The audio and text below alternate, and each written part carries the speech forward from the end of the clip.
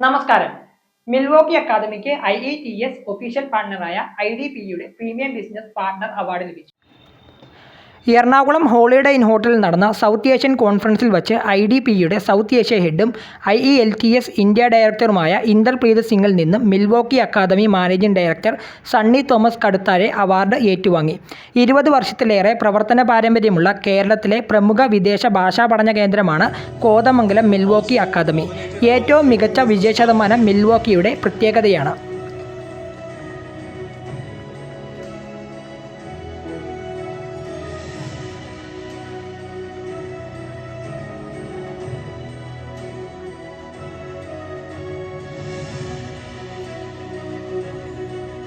കോതമംഗലം, പെരുമ്പാവൂർ, മൂവാറ്റുപുഴ, അടിമാലി, ഇടുക്കി മേഖലകളിൽ നിന്ന് ഈ അവാർഡിന് അർഹമായ ഏക സ്ഥാപനമാണ് മിൽവോക്കി അക്കാദമി.